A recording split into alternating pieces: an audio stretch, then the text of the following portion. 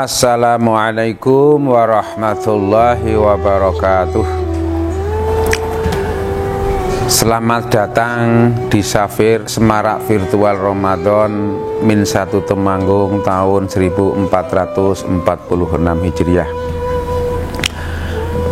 A'udzu billahi minasyaitonir rajim. Bismillahirrahmanirrahim.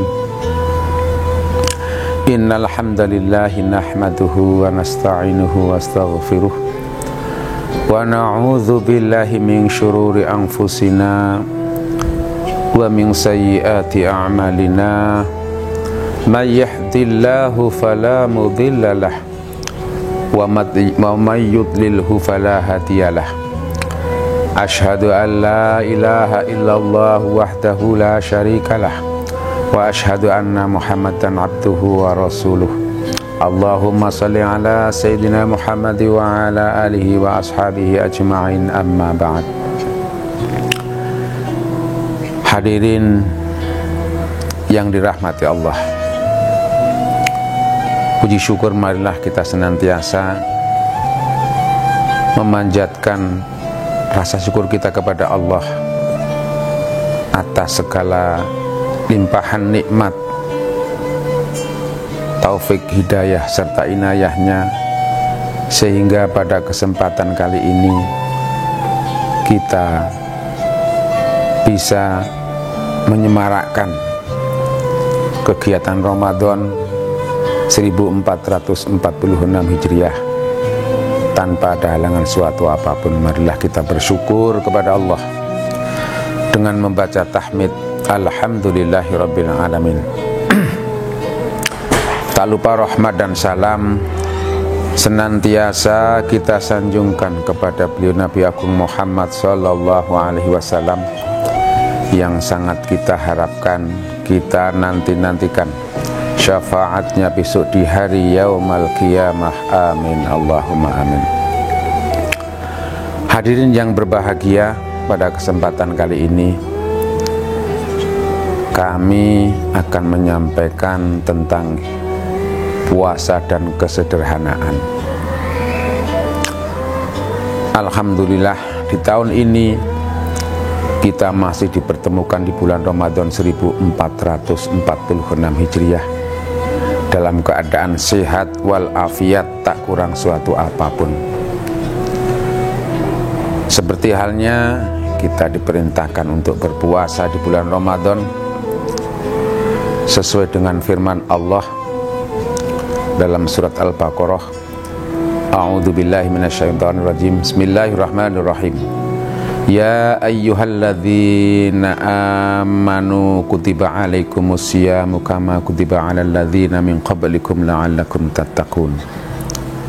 Hai orang-orang yang beriman, diwajibkan atas kamu berpuasa dan diwajibkan atas orang-orang sebelum kamu agar kamu bertakwa. Dalam hal ini kita bisa mengambil makna di dalam mensikapi datangnya bulan Ramadan.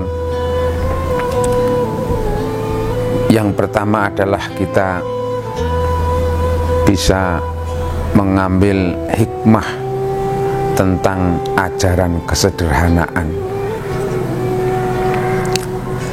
Kita sebagai umat Islam sangat dilarang oleh Allah berperilaku sombong, membangga-banggakan diri, dan lain sebagainya. Islam sangat menganjurkan untuk berperilaku rendah hati atau tawadhu. Rendah hati dalam arti perilaku kita dalam kehidupan sehari-hari. Ketika kita berbicara tidak menyinggung perasaan orang lain, tidak menyakiti perasaan orang lain, dan tidak menyakiti Allah Subhanahu wa ta'ala, agar senantiasa kita mendapatkan barokah dari Allah Subhanahu wa ta'ala. Hadirin yang berbahagia, dalam kehidupan kita sehari-hari kita sering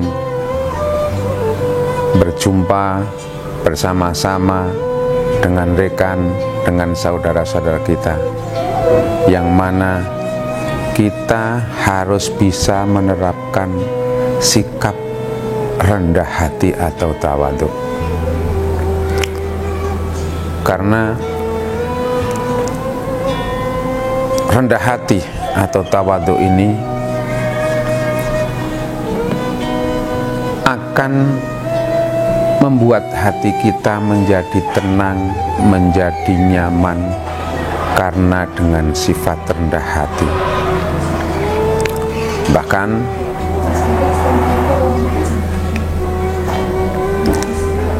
orang yang membangga-banggakan diri atau menyombongkan diri, malah justru kita akan semakin jauh dengan Allah Subhanahu wa ta'ala. Dalam hal ini Allah akan mengangkat derajatnya orang yang rendah hati dan menurunkan derajat orang yang menyombongkan diri. Pada suatu saat sahabat Nabi bertanya kepada Rasulullah Muhammad sallallahu alaihi wasallam,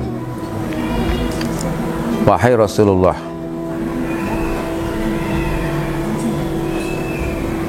apakah itu rendah hati?" Rasulullah menjawab,